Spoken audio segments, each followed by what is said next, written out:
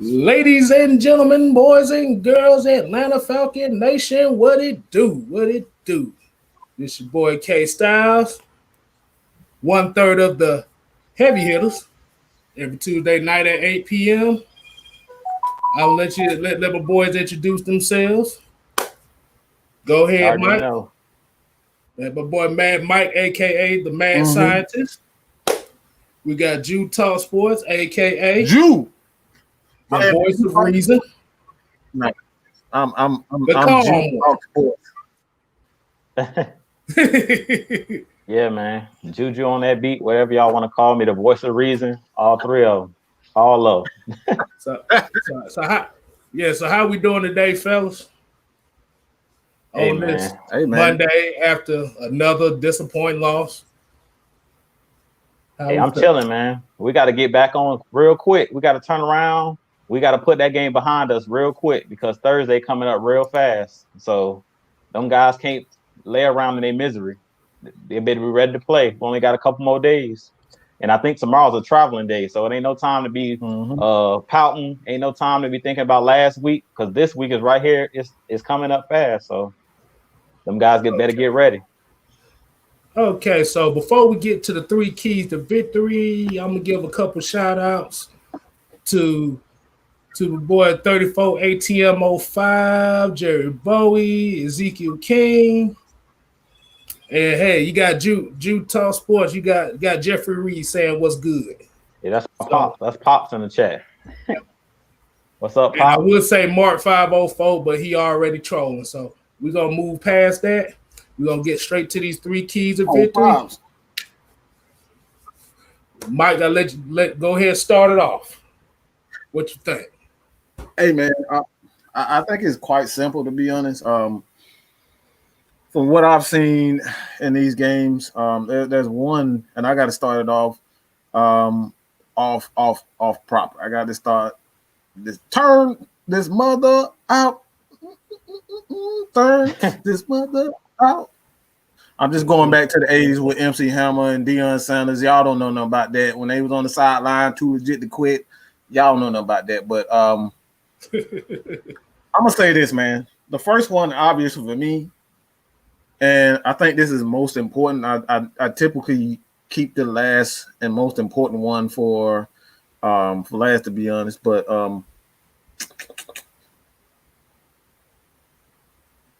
coaches just got to stop losing games. Coaches just have to stop losing games for these players. Got to put them in position to succeed. We see this time and time again where coaches make questionable decisions and coaches not doing their best to get quarterbacks in rhythm in the first quarter. That's what we saw. We saw Raheem Morris make a questionable decision whether or not to go for it on fourth down. Honestly, at the time, I thought it wasn't the smartest thing to do. It's the fourth quarter. Yeah, you have an opportunity to score there, but at the same time, it's a huge risk. You're down 1 point. You're down 1 point. At the time, I think they were down. They were tied. No, they were down 1 point. You kicked the field goal. You up 4 points, and honestly, it came back to bite us not going for the field goal. They still would have won the game if they would have won for the field goal and hit the field goal. You're talking about the Falcons still win by 3 points, 2 points, at least 1 point. No, they would have. They would have won by 1 point. They would have won by 1 point had they just went for the field goal. They didn't do that. Coaches cannot continue to take games away from the players. This is what we see every time, all the time. This is what I've been. That's why I went out on the limb and I said I was not big number one supporter. Why? Because these coaches put players in positions where they're not getting the maximum. They're not. They're not putting these guys in, putting them in position to have the maximum effect. The maximum effect to play hard on the field when they have their opportunities. Reason why I say this, you look at Isaiah Oliver. Isaiah Oliver is a what? He's a man corner, a physical corner, and you consistently put him in positions where he's playing off coverage, bail. He doesn't have the speed. He doesn't have the ball awareness, and you keep putting him in positions to fail. He's not a cover 3 corner. AJ is not a cover 3 corner. These guys are man. They're physical. And I did the breakdown of AJ. I did a breakdown of AJ and show his physicality. The guy loves to get physical. Isaiah Oliver plays better when he's physical. We've been saying this. AJ Terrell's been playing amazing. Isaiah Oliver has been playing well. He hasn't been bad.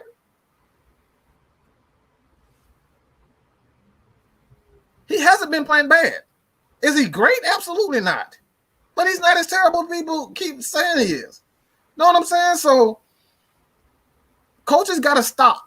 Coaches have to stop. They must stop putting these players in position to fail. Go for the field goal. No, we can't keep a goddamn 3 lead. We can't keep a 20-point lead. Does it really matter how many damn points we up? We just need to get it. We just need to get at this point, we just need to find Jesus, okay? Let's just find Jesus and pray to Jesus, pray to Allah, whoever you want to pray for. Because that's the only thing that's going to keep this team keep a lead.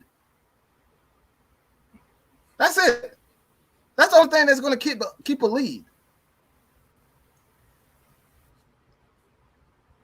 All right, Drew, what you got, man?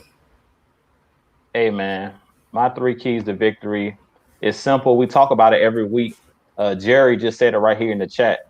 It starts with our pass rush. Like us playing that cover 3 zone. If you're going to play that cover 3, you have to be able to get home with that front 4. We've seen that at the end of the game in a lot of these games that we've lost. At the end of the game, the reason we're losing these games at the end is because we don't have the pass rush to close these games out. And that's what really hurt us against Detroit. That's what hurt us in that game against Chicago, is basically getting pressure on the quarterback. So really what I think we need to do, my pops was saying it in the chat, we have to make adjustments. Like heading into this game against the Carolina Panthers, at the end of the game, if it's close and it comes down to a last drive and the Panthers have the ball, we need to start blitzing. We have to send the blitz, because if you notice in this last game, one thing you guys know that I wasn't huge on the Dan Quinn bringing in an interim head coach, because I felt like the interim guys or the guys that were his assistants, they were sipping the Dan Quinn Kool-Aid. And we noticed it last week. It happened with Raheem Morris. He basically down the stretch did the same thing that Dan Quinn would have did. Played the cover 3 and lived and died by it, playing that soft zone coverage, which got us beat once again. So I feel like in this game coming up, if it comes down to the last possession and Carolina has the ball, we need the blitz. We need to send the blitz, because like I said, this last game, one thing I can say about Raheem Morris, when he actually took over as head coach, he's starting to disguise. These guys look like they're disguising the blitz better. Because this last game, I love the blitz schemes I seen. I think it was Keanu Neal had a sack, and also Deion Jones had a sack. And it was like perfect. He came right up the A gap, and it was nothing that Stafford could do, because Deion Jones, his speed, like that ball has to come out quick. And if it's not like a quick screen pass or something like that, you're not going to be able to get that ball off that quick, and you're not going to outrun Deion Jones. I see someone in the chat talking about Kendall Sheffield. I'm not even going to lie. Kendall Sheffield sucks last game, but it's cool. Let's hope he has a better game on Thursday. I don't know about that. To me, the secondary has been playing well. So I don't know about that comment from Muhammad. Personally, I don't really think that Kendall Sheffield is playing bad. I really think that you can expect a secondary to play well when you don't have no pass rush. And that's really what we're seeing. Like, they're not getting no pressure on the quarterback. So if you're playing a cover 3 or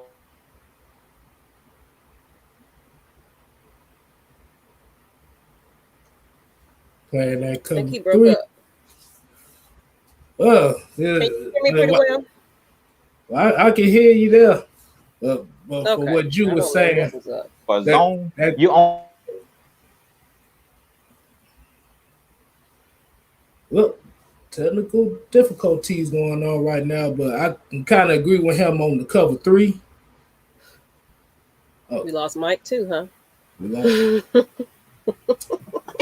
Well, this the bootleg version of the show.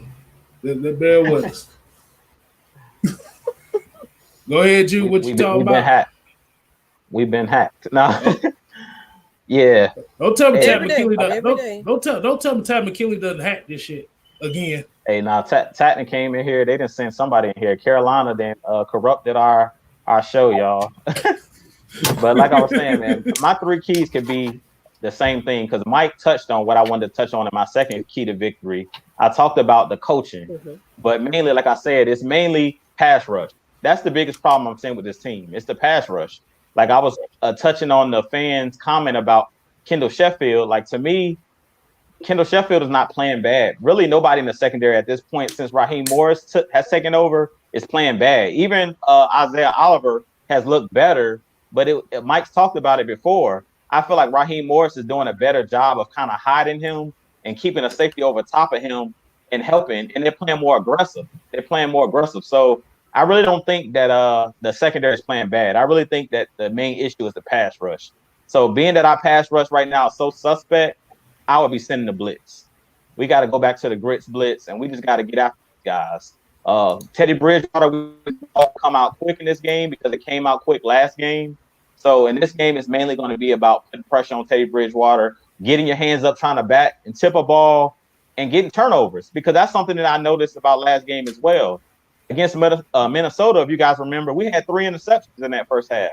I think against Detroit, we didn't have no turnovers. I don't think that they fumbled or we got any interceptions last game. And if you remember, Matt Ryan had a fumble. So, we got to get turnovers. We talked about it before. Raheem Morris made it real simple. Defense, take the ball away, prevent them from scoring. Offense, go score the ball. And I'm going to leave it at that, K-Styles. You can go ahead and run with it, man. But pass rush. That's my 3 keys to victory. It's all about pass rush and affecting the quarterback. Can I go real fast? I just want to say the other 2 real quick. Go ahead, man.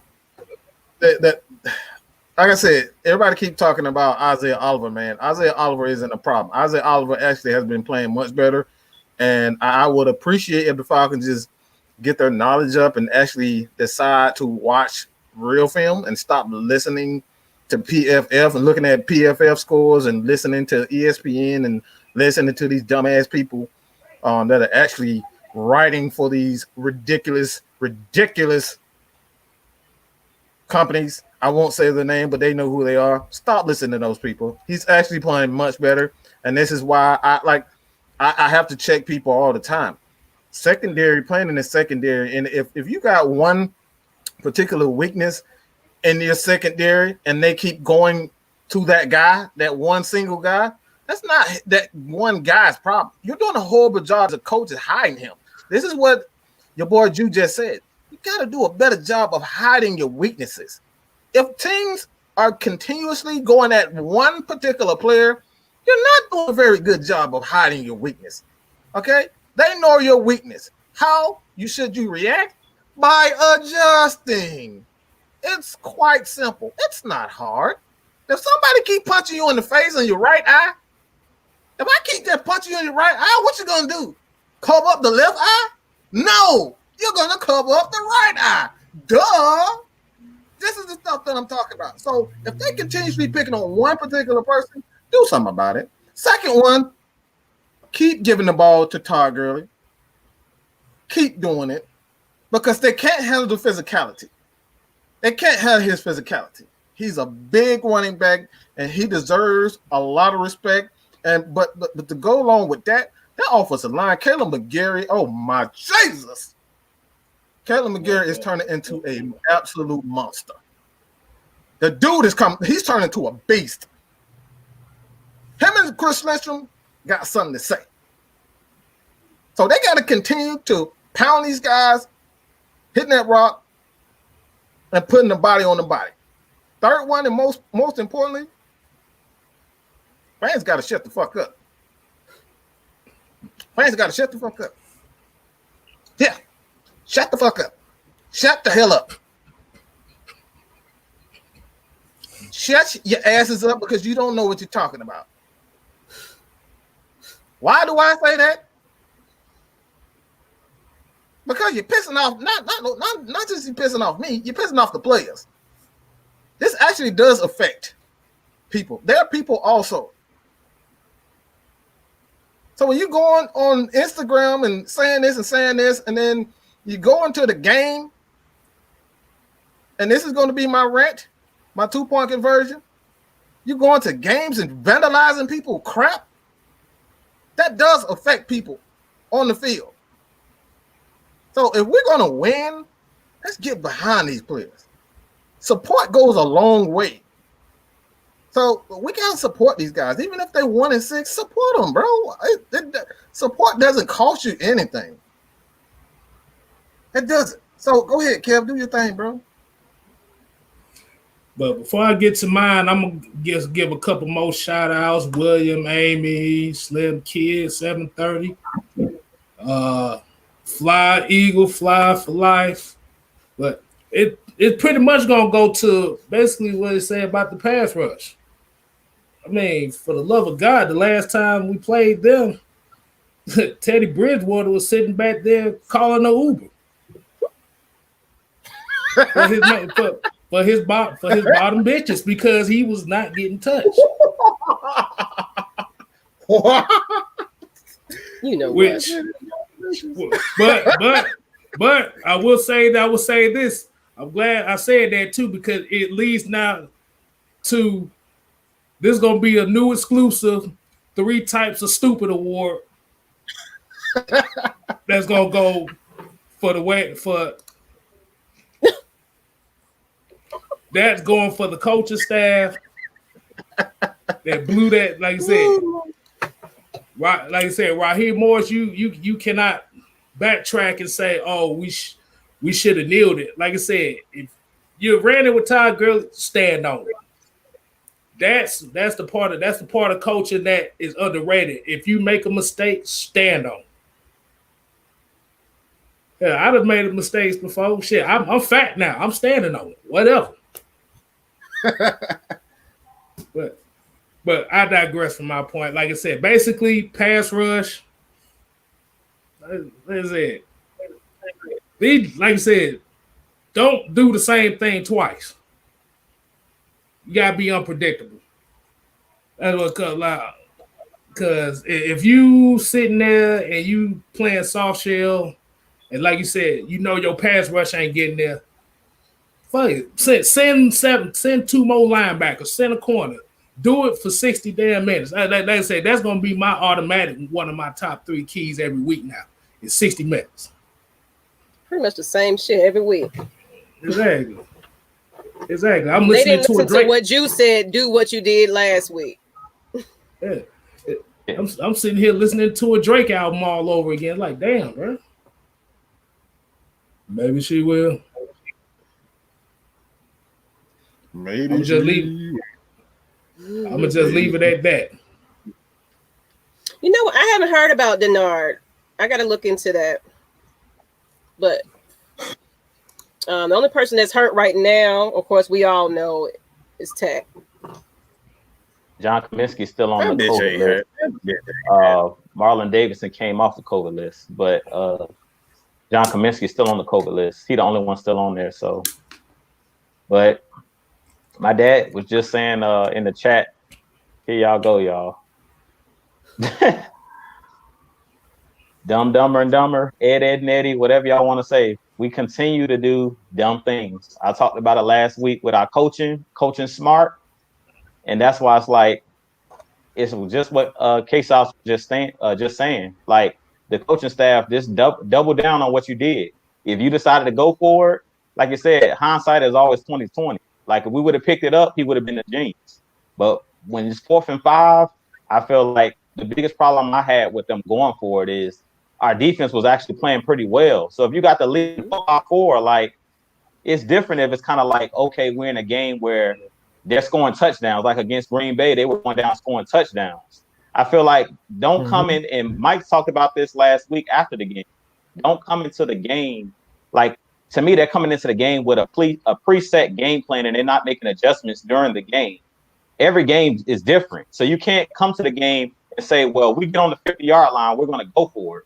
It doesn't work like that. Like, you have to, like what Mike was saying, make in-game adjustments. It can't be, well, this is our game plan and we're going to stick to it. It got to be based off of, okay, is our defense playing well? Okay, if our defense is playing well, then okay, we can kick the field goal and go up by 4 because they might stop them and not let them get in field goal range. If it's a game where, okay, they're scoring touchdowns every time, like a nosebleed, like in Green Bay, where we couldn't stop them, okay, well, we're going to have to go for it now and play ultra aggressive because field goals is not going to be enough to beat this team.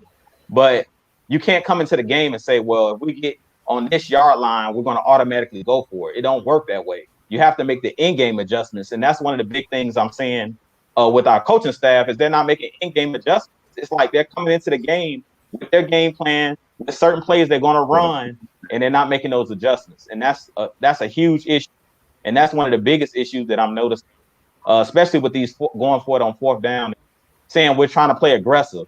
It's not about playing aggressive all the time. It's about playing smart. And sometimes when you play smart, that is being aggressive. Can we do either one, aggressive or smart? I'll ask for anything right at this point. Exactly. I'm about to say we bring Mr. Coach Clyde out there. Hey, Asia. That's my girl, my Falcons girl. Asia Harrison the Bunny.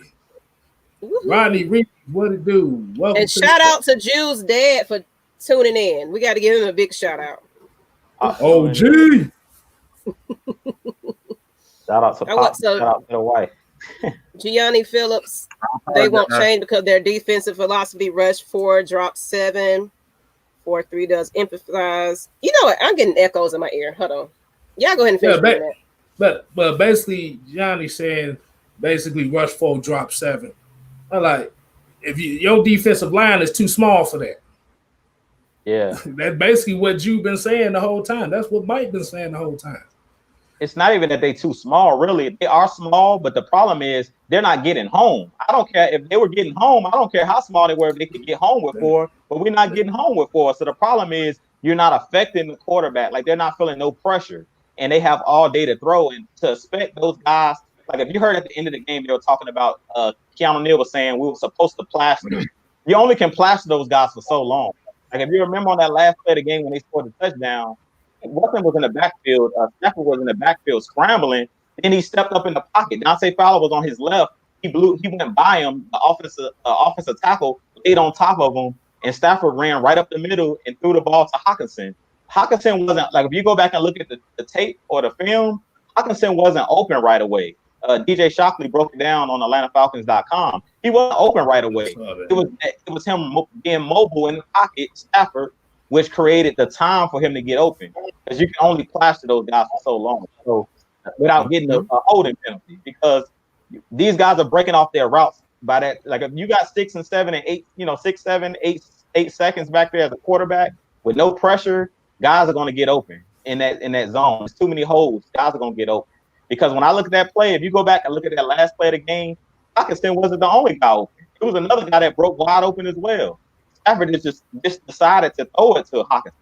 So I blame the pass rush, and I blame you have to be aggressive. We should have blitzed them on that play, because if you blitz, you make the ball come out fast. Yeah, you might have to play some one-on-one coverage, or yeah, it may be more openings. But if you press up, play tighter coverage, and you blitz, Stafford is not the most fleet of foot. Yeah, he can scramble a little bit, but if you blitz Deion Jones or you blitz a corner, they're going to get there fast. So he's going to have to let that ball go, and that ball is probably not going to be as accurate if he can't set his feet. And that was proven during the game. When he got sacked on those plays, it was nothing he could do. He was dead to rights with Deion Jones coming right up the nose like that, coming through the A-gap. And that's just adjustments. We keep talking about it. Like, they knew we were going to go into that soft cover 3, and Stafford knew he was going to have time. If we would have blitzed on the one play when he threw it down the field to Golladay on that last drive, when he threw it like 50 yards, he had time because he had time to let Golladay get down the field because we only rushed 4. And what did he do? Scramble just like he did on the last play, stepped up in the pocket, and just threw the ball down the field. And real talk, if you look at that last play, Keanu Neal also was that was a pass interference on Keanu Neal. They just didn't call it. All right, Mike, what's your take on it? or what he just said? He I think he's absolutely. This is what I've always said about the Falcons, and it's not a matter of talent. It's not a matter of which coverage that they are playing at the particular time. Because truth is, the cover 3 does work. The cover 2 works. Man works. But the issue is adjusting, the lack thereof. And while I alluded to on the post game, I keep saying the exact same thing. They come in with a preconceived idea of this is what we're going to do. And no matter what look that they get from whether it's the offense or the defense or special teams, they're going to stick to that game plan. And that's the wrong mindset to have during the game. They go into the game saying, guess what? If it's 3rd and 5, let's just say, if it's 3rd and 5, we don't get it, we're going to go for it. That's a preconceived mindset before you even think about what you're going to do or assess the situation. They're going to go for it. They're not looking at the score. They're not looking at if the defense is tied or the offense is tied. They're not looking at any of that. They are going to go for it. And see, this is why they lose games, because you don't have the in-game adjustment. You got to be present. And oftentimes you don't see them present. In the first quarter of the game, you saw the Falcons were just not in a rhythm. Matt Ryan and the offense, they were not in a rhythm. The passing game, they were not in a rhythm.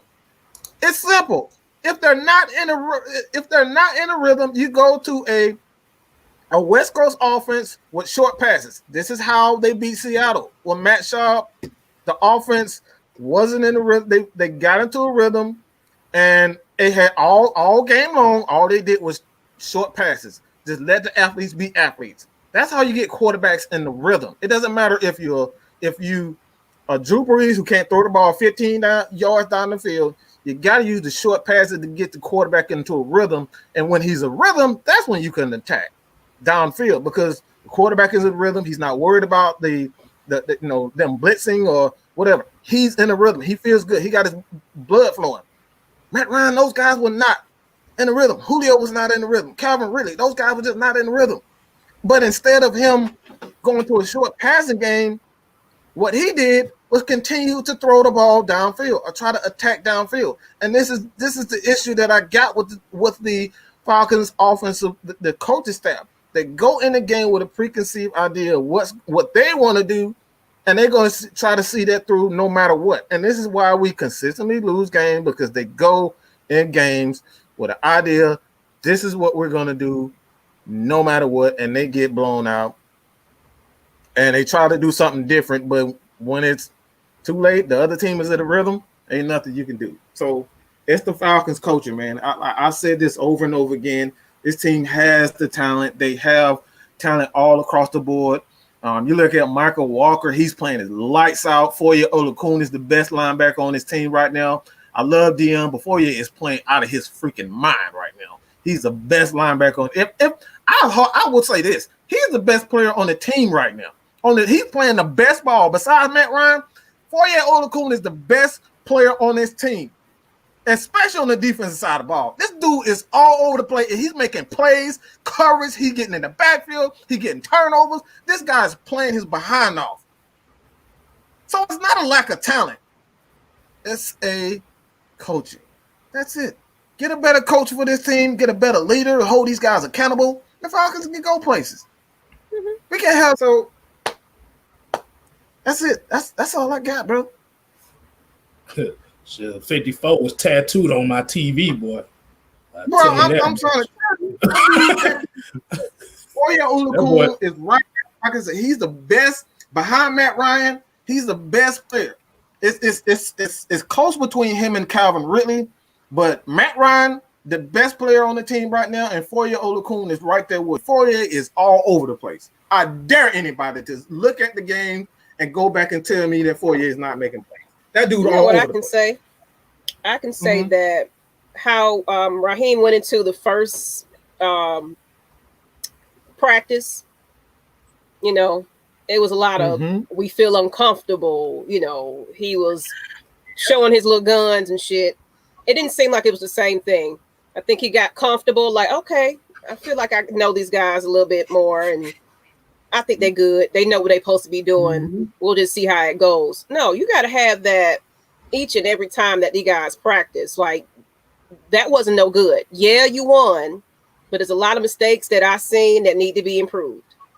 So, you go in there with a mindset that we got to do way better than we did. Yes, we are capable of winning, but let's look at these game films and figure out what it was that, messed us up, because it could have been way better than that. Yeah, we won, but I wasn't satisfied with it. Definitely not. Mhm. Mhm. We just need a coach that's going to keep it the same each and every time. And Raheem is Every just time. there with a paycheck at this point. But it's like you will want to audition and want to be a coach, So the spotlight is on you. This is the time where you turn this team around and make a point. Yeah, I mean, no, he can't. Like you say, he can't use that Minnesota game as an audition. Oh yeah, I'm ready to be a head coach. Nah, Mhm. it don't look like that. Like I said, the main thing is you gotta, like you said, you gotta be better next week than you was the previous week. Mistake is on film every game, no matter if you win or lose. Because at the end of the day, those mistakes makes you a better football team. Mhm. And I look at Smitty saying they need discipline. Oh, I agree with that. Right. They need mental discipline. Like I said, It still shows. Like I said, you want to have that fire. Your ass is online. Don't revert back to the Dan Quinn mindset. There, like I say, it's gonna be the same story all over again. You know what it is? They're accustomed to it. Yes. That's it. Culture. Mhm. Culture. So you're not going. Once you get that out of their system, it's gonna always be there. This is what this is how they operate. This is how they've been rolling for a few years now. So you have to embed that out of their brains that, oh, it's okay. I'll have a paycheck. You know what I'm saying? You know what? And Somebody you held know what? accountable. I keep saying this over and over again. I keep saying this over and over again. Rex Ryan, dog. Rex Ryan is a complete asshole. You need a complete asshole. Don't give a dang about nobody. Mhm. That's what you need. You need a Brian Cox. You need a Rex Ryan. Hell, you may even need a what's the Giants president? Tom Coughlin. Tom Coughlin. Maybe you need a guy. Maybe you need a complete ass wipe on your team. Because these guys are soft and they're complacent. And it's like, okay, we win one game. It's just like, oh, back to the same stuff. We're good again. We got We're this. good again. We know how to win. We got it. Mm-hmm. And then here we go. We do the exact same way. But it actually went to your point you said last time. You, like you said, you might have to just get rid of this. You might have to chop this whole coaching staff. Because at the end of the day, it's the culture. Exactly. Everybody. It's coming, bro. Because regardless of who we hold on to as far as a coach, offensive, defensive, anyone, they still gonna have that same mindset. Yep.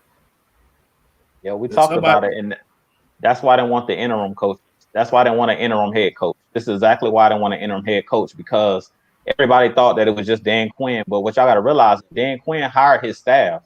So these guys, Jeff Ulbrich, all these guys, you're gonna still see that soft, that cover three. Like they were drinking the Dan Quinn Kool-Aid. Believe it or not, they were drinking the Kool-Aid. Now I can't say that the players have played harder because it's evident.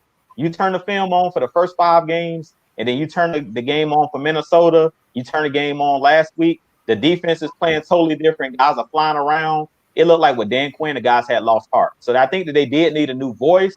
But as far as making the boneheaded mistakes, not knowing complimentary football, not knowing clock management, like any coach knows, like why is Todd Gurley even being handed the football and telling to go and lay down on the 1 yard line? Like you kneel, and you kick the field goal. Like we've been going through this since Super Bowl. We've been going through this since the Super Bowl. That was 2016. We still having the same conversation from 4 years ago. That's the same thing we said in the Super Bowl. All we had to do once Julio Jones caught the ball on the sideline, you kneel the ball 3 times, you bring Matt Bryant out for a field goal, you take the lead, and that's an insurmountable lead. Same thing in this game. The Lions were out of timeout. You kneel the ball. You don't say, he said, well, we put the ball in Todd Gurley's hands because I didn't trust Matt Ryan. Like, that don't even make sense. Like, don't lie. Just tell the truth. You didn't know the clock management. He didn't realize until after the game that he could have been it. He didn't. He just didn't know. He said that. Hold on. He said that. Hold on, go. Wait a minute. Go back. He said that. Raheem Morris, if you go watch his interview today, said, I put the ball in Todd Gurley's hands. He didn't trust Matt Ryan with the ball. I didn't trust Matt Ryan. He said Matt Ryan is not used to carrying the ball. You know, sometimes guys pile up on the quarterback. And they were like, well, if you kneel the ball, they're not going to jump on Matt Ryan if he just steps back and kneels. He has the ball in his hands 90% of the time. How do you not trust the quarterback? He has the ball in the hand every play. That's what it is. The bottom line is he was trying to save his bacon, Mike. The bottom line is you could tell when he said it that he was not telling the truth. Like he was lying. It's easy to say the man was lying because we were on like the 10-yard line when Todd Gurley ran the ball. I think it was like on the 10 or the 7-yard line. Like it took Todd Gurley a minute to get to the end zone. He was literally carrying somebody that let him go, and that's his momentum carried him into the end zone. The problem was we're on the 10-yard line. Young Wei Koo can make an extra point. Just kneel. 3 kneels and the game is over. Running back that was it. You saw it. It just showed that they just don't trust any of their players, to be real. Well, Well, then that leads to my powder toast moment of the day. Goes to Raheem. I was waiting on it. Stupid ass comment. Who is it today? And it will be Raheem Morris for that stupid ass comment I just heard. Go back and watch. Yeah, you got to go back and play it. Y'all got to go watch it. It was terrible. My thing is, like you said, Kevin, own it. Own it. You got to own your mistakes. That's where your balls drop as a coach. You own your mistakes. Yeah. But we done went through this with the Seattle game where he talking about he game plan for Chris Carson instead of Russell Wilson. He went. I forgot another game he did. Goddamn, it's 6 of them in the L column, so I forgot what other game he did in that one. Nah, bro, you can't go. You can't do that. We know all the coaches get the powder toast award for us not knowing how to recover an onside kick, telling the guys to back away from the football like it's a bomb out there on the field. Yeah, like bro, this ain't Vietnam. What you talking about? Nah, man, Raheem, you can't do that, man. You trying to get a head coaching job? You can't do that. You just really much. He literally just killed his head coaching thing with that statement alone.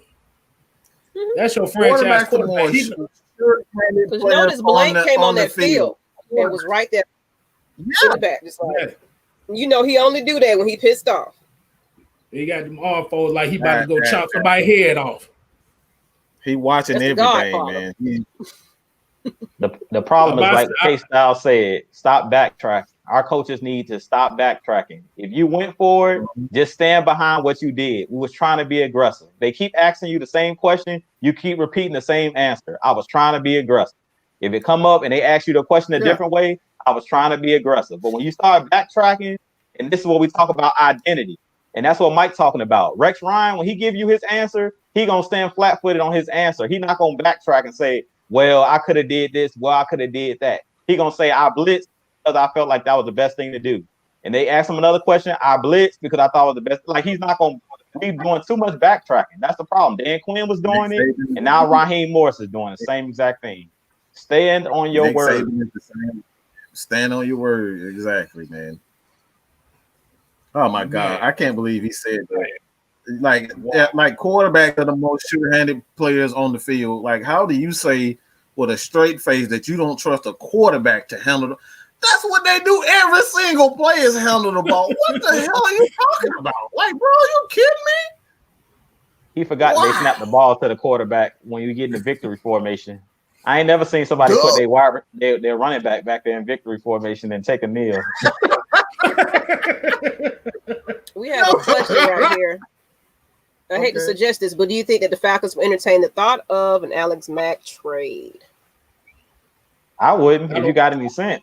If you got any sense, I always talk about the trenches. Hey, Alex Mack is the guy to make all the calls. Him and Matt Ryan, they're like one brain. Those guys, he's the one making all the line calls. He's the one that was helping the Caleb McGarry's, the Chris Lindstroms that's right next to him, the guards and stuff like that. He's the guy that's telling those guys what to do. So he's kind of like the brains on the field. And I like Alex Mack because Alex Mack is just one of those, those hard-nosed players. Like if you watch him, he's one of those players that plays through the echoes of the whistle. Like you'll see him running downfield on a running play, and he'll be pushing him and Chris Lindstrom. I seen Chris Lindstrom one game help pull Todd Gurley into the end zone. I think that was against Green Bay. It was kind of like he just helped push him into the end zone. And Alex Mack is one of them same type of players where you see him pushing the pile, and he's just one of the smartest players on the team. So I feel like you never should that's like saying get rid of your quarterback. Alex Mack is the brains of that offensive line. Without him, and that's why I really my heart stopped a little bit on Sunday when he went down with that injury. I was like, I hope it ain't serious. Because when I seen, I was like, oh man, that's Alex Mack down. I was like, I hope that Hennessy don't have to play the center position because he has no experience. You know what I'm saying? So I'm like, Alex Mack keeps everybody in line, everybody on the offense. So I wouldn't even entertain a trade for Alex Mack. You can't replace that. Go and ask the Saints when they let go of when they traded Jimmy Graham. And they went and got Max Unger. That was the Seahawks traded for Jimmy Graham. I think they regretted, trading for Jimmy Graham and letting go of Max Unger because Max Unger was one of those guys just like Alex Mack. He was the brains of that offensive line, and right after he left, trust me, Russell Wilson was running for his life. Oh, I can give you a perfect example of that too. Jeff Saturday and Peyton Manning. Ooh.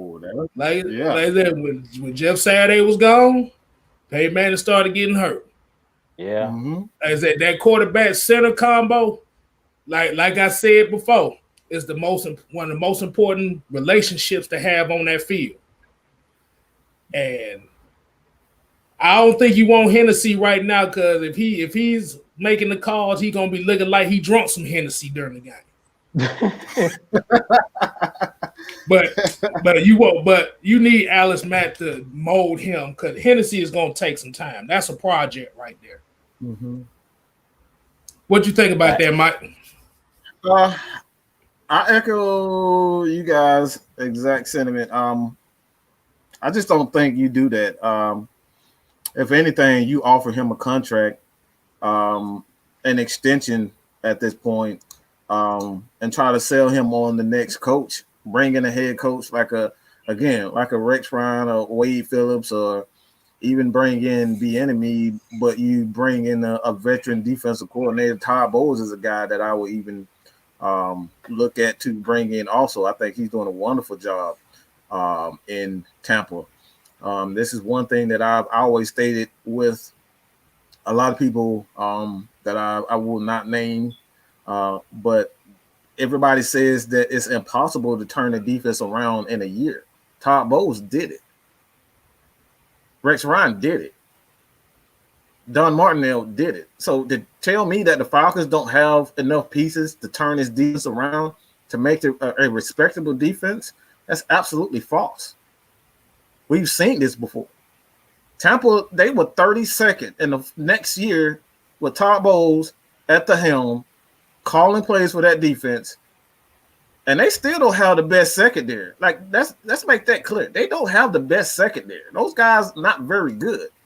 He does a great job of making the quarterback uncomfortable. That's what Todd Bowles do.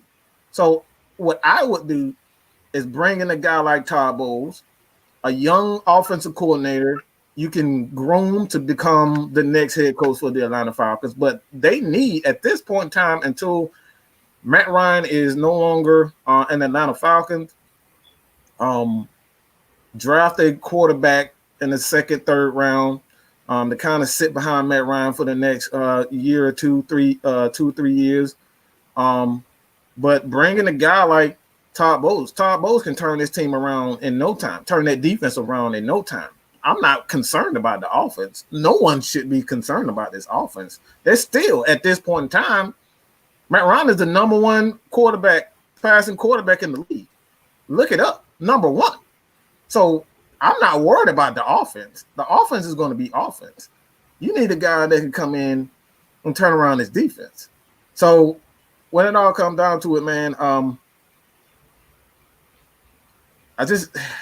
the narrative for me, man, you just at this point, you just have to stop. And I'm seeing stuff in the comment section. They talk about Dante Fowler as a bust and all that. Even that's absolutely false.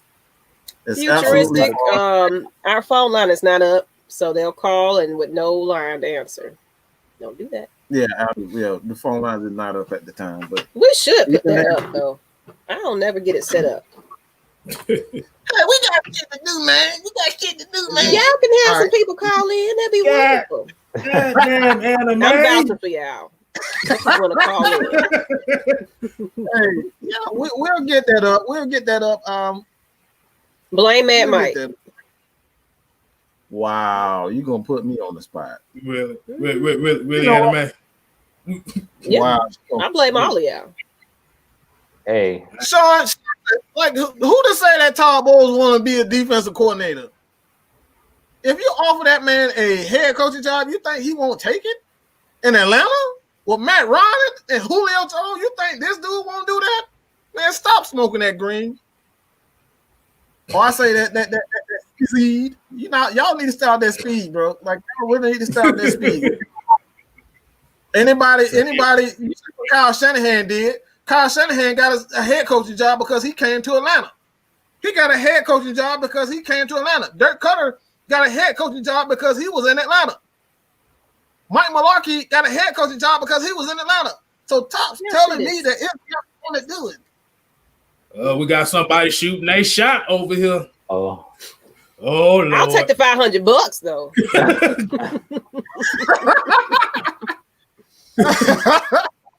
Y'all are no good. Blah. Wait a minute. tell him, Maggie, I'm not for sale. She not for sale. We don't sell them over here. That's right. They go down to Ford Industrial with that. Y'all come take that 500 though. Y'all come Look correct. at this shirt. Trust me, you'll get beat up. Yeah. But yeah, like I said, I agree with Mike. Like I said, offense ain't the problem. Hell, the last game just showed you that. If you got your head coach talking about we should have kneeled, like I said, if they gonna go for the touchdown and should have kneeled, he had no trust in his defense. Bruh, defense gave up a 65-yard drive in less than 60 seconds. Yeah. On 3 throws. Exactly. That's bad. That just sums That's up. horrible. That just sums up what the play calling been. Exactly. What more can we say? Yeah, man. I'm about to address this Dante Fowler blasphemy in this chat because I don't like it. Yeah, go ahead. I was about to do it, but go ahead. Y'all know Dante Fowler, my guy, but I guess they won't watch it on Sunday when he came down on that goal line top and blew Adrian Peterson up in the backfield. One thing about Adrian Peterson, he's a hard runner. I ain't seen him get blown up many times, but Dante Fowler blew him up on that fourth down. This is the second week in a row that Dante Fowler had a stop on fourth down coming off the edge. I know you guys are looking for all of the sack numbers, but you got to look at the whole complete game. You can't just look at numbers. Mike's been saying this for a long time. He made a whole video about Grady Jarrett. Y'all go check Mad Mike's channel out. And this was a while ago, but he talked about it. We always look at the glitz and glamour. We never look at what guys do, like what kind of effect they have on the game. Dante Fowler, the reason I was saying everybody was asking, who's the leader on this defense? Who's that lightning rod on this defense? It's Dante Fowler. Did y'all see him get that stop? And then he started, even though it ain't many people in the stadium, I don't know who he was telling to make noise, but he was pointing to somebody telling them make noise after he made that stop, and then they knocked his helmet off, and then he got that penalty for taking his helmet off. Dante Fowler is a lightning rod. He's going to be a player. If Rex Ryan comes here, he's not letting go of Dante Fowler. Dante Fowler is one of those players that lights a fire up under these guys. He's a motivational type player. And to me, the reason that Dante Fowler isn't playing or he doesn't have the sack numbers is because we're getting no push up the middle. Like, we're not getting no push up the middle. It's the same thing when we had Vic Beasley. Like Vic Beasley, and that's why Mike and Mike were we were supporters of Vic Beasley because we rely too much on one player. We're expecting Dante Fowler to come in here and be the savior, but that's not realistic. It's the same thing with Aaron Donald. You guys go watch the Super Bowl that Aaron Donald played in. He didn't have any sacks in that game. He didn't even have any tackles for loss in that game. And that's because the Rams defense relies heavily on him. It's the same thing with Dante Fowler. When he came in, we're expecting Dante Fowler to get 10 plus sacks, but it's not realistic because, to be honest, I thought this defensive line for the Falcons was going to be a lot better. And the reason I thought that coming into the season is because I talked about the depth that we had. But if we be honest, we haven't been healthy the whole season. Like Marlon Davidson, he was supposed to be the guy to come in and be that guy next to Grady Jarrett to, help him with those double teams, get those double teams off him. And Marlon Davidson hasn't even played really this year. He's played 3 games because he was on the COVID list, and then he came into the season with that knee injury. John Kaminsky, he's another guy that was supposed to take a leap. Grady Jarrett was talking about him, that he was a player that took a big step during the small training camp that they had. He's been off the field with the COVID injury and some other injuries early in the season.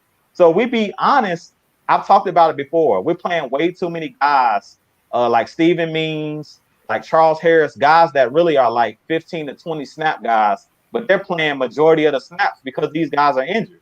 So I don't really know what you guys want out of Dante Fowler, but if you be honest, we're really shorthanded, not only in the secondary, but we're shorthanded on the defensive line because they only rotate a couple guys in there because of the injuries. This last game, mainly I seen Dante Fowler playing, Steven Means on the edge.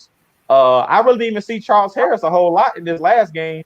And then Jacob Mariner. Those are the guys mainly that they're playing. So they basically have like a rotation of 4 guys that they're playing at that defensive end position. I thought that we were going to see a lot more of Marlon Davidson, who's been injured. I thought we were going to see a lot more of John Kaminsky, but those guys are not playing. So I don't know what tapes you guys are watching, what games you guys are watching on Sunday, but hey, Dante Fowler in the middle of the Fowler's the only guy making splash plays. Go ahead, K-Style. All right, so y'all said Fowler didn't do like you said. Fowler blew Adrian Peterson's ass up on that goal line. I agree with that.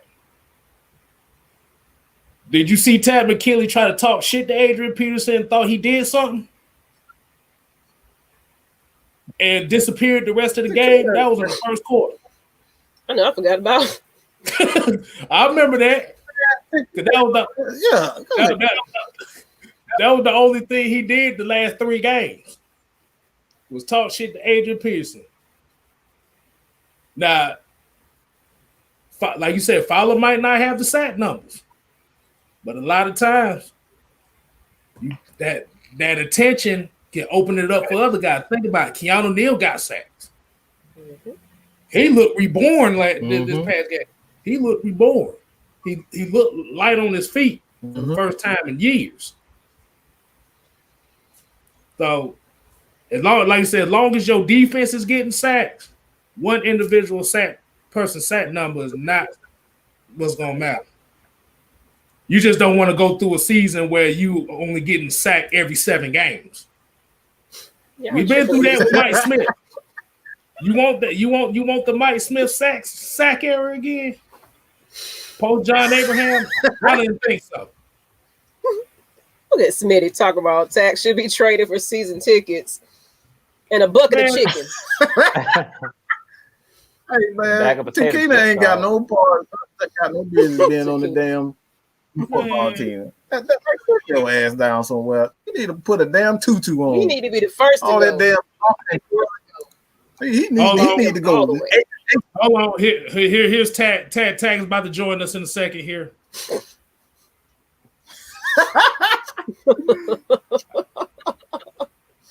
I trade that motherfucker for a box of Magnum condoms and a bucket of chicken.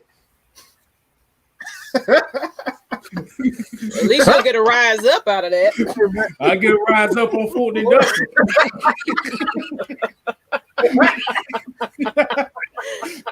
Y'all are horrible. It's horrible.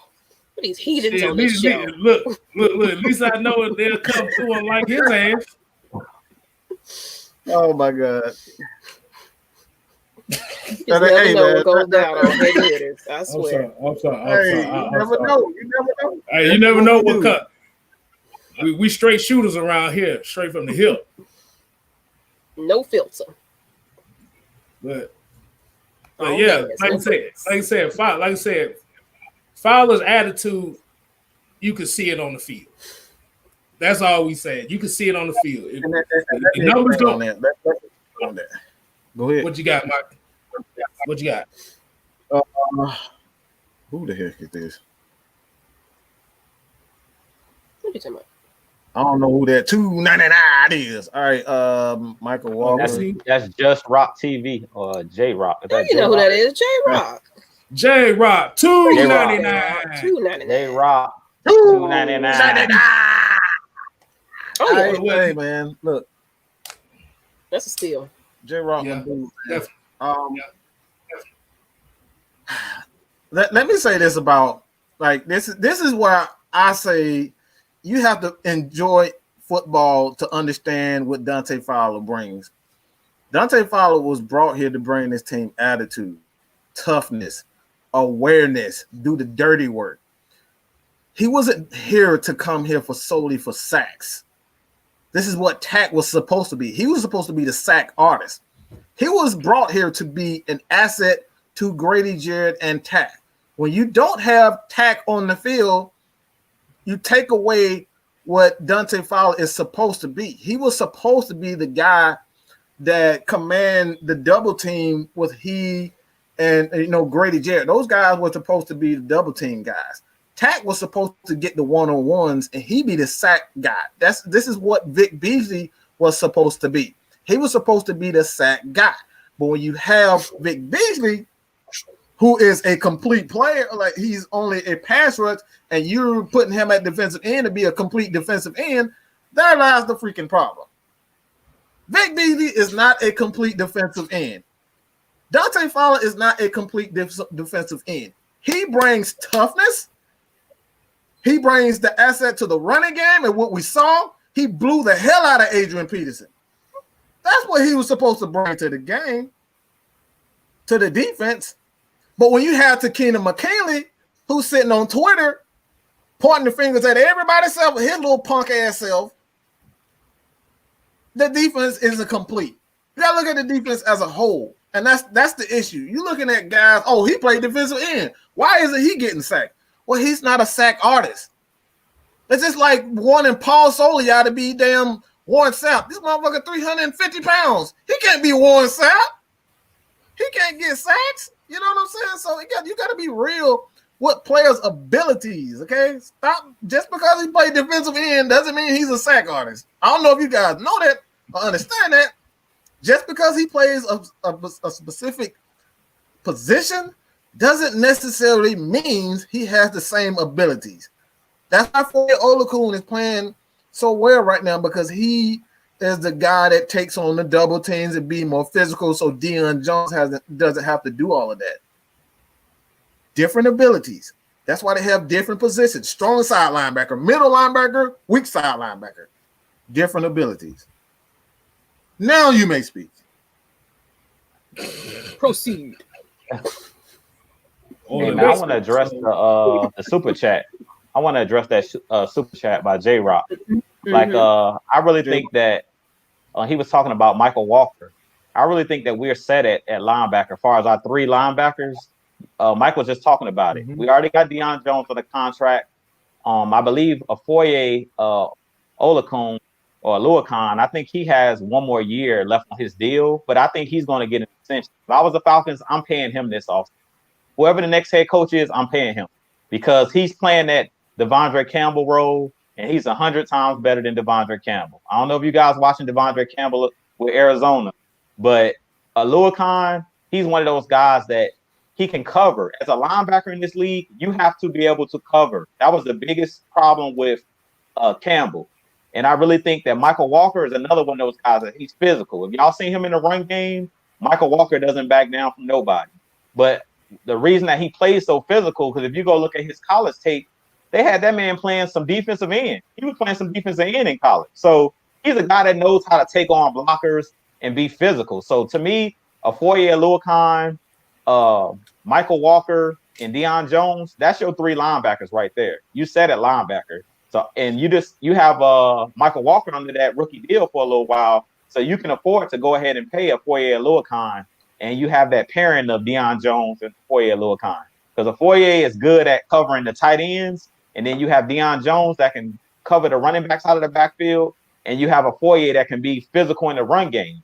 Because he's another guy that I think we need to do a film breakdown on, one of us, because I don't know if you guys seen him on the goal line, but a Foye had a nice stop too. I think actually Big Low Country did one, talking about Foye. He showed that goal line stand. I think it was against Minnesota, where Foye came down and made a stop. I think it was like on third down, on that fourth down stop that we had, where Foye basically shot the gap and made a tackle in the backfield. So we're set at that linebacker position. So he's right about that. Michael Walker was definitely a steal, because I didn't know how we were going to use him.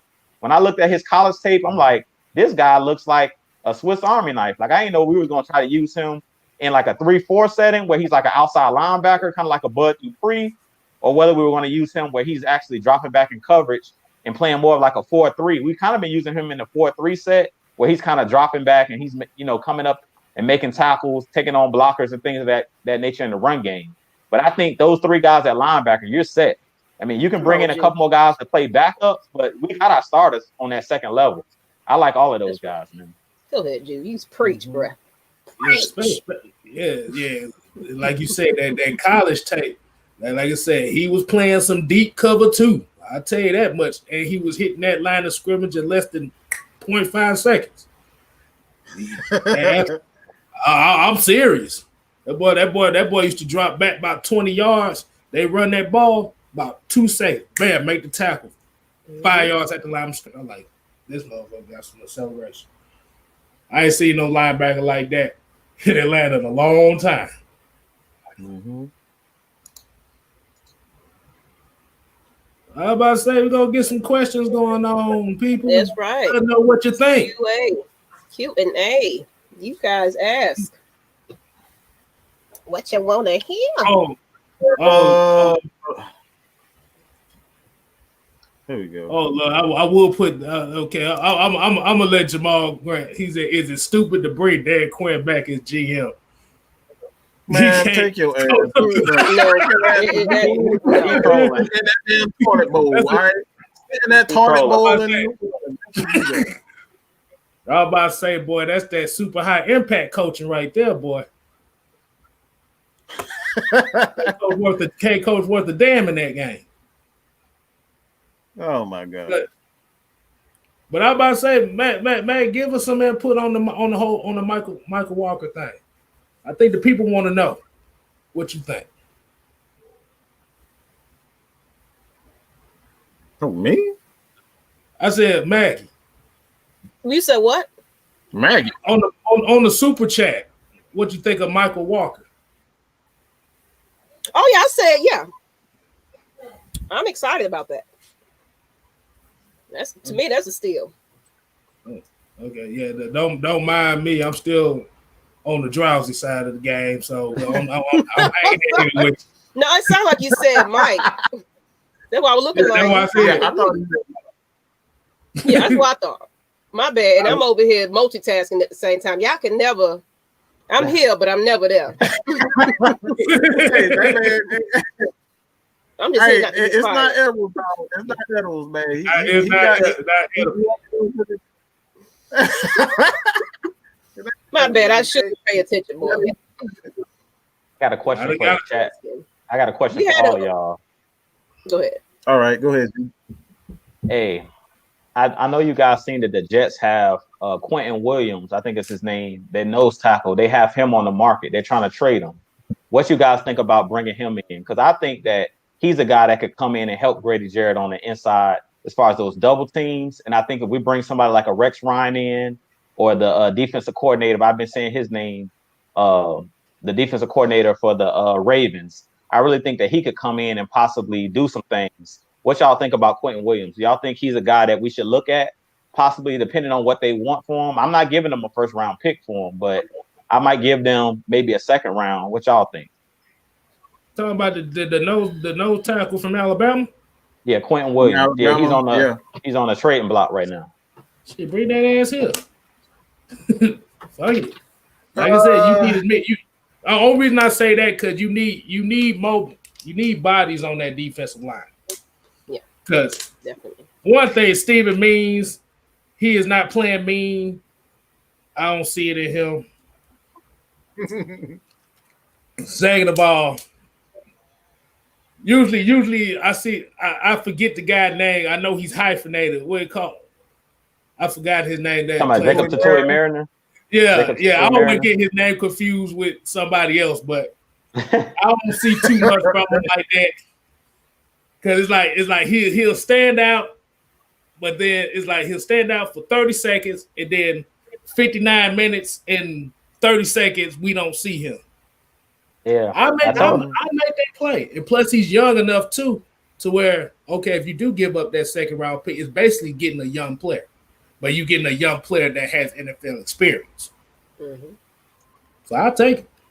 Before you go, Mike, I just want to say one thing. What I would kind of do before I pitch it to you, what I'm thinking for the new regime, I don't know what they're going to do. But personally, I think that we have the guys to play a 3-4. Me and Mike's been talking about it. And I feel like you bring him in, you can kind of build on that 3-4. We already are running 3-4, like some 3-4 scheme already. We've been talking about it. We've been running 3-4, letting Dante Fowler and those guys stand up in that 2-point stance on the outside. So I would bring him in and start to build this 3-4 scheme. That's what I would do. But go ahead, Mike. I'm gonna kick you. What you think, man?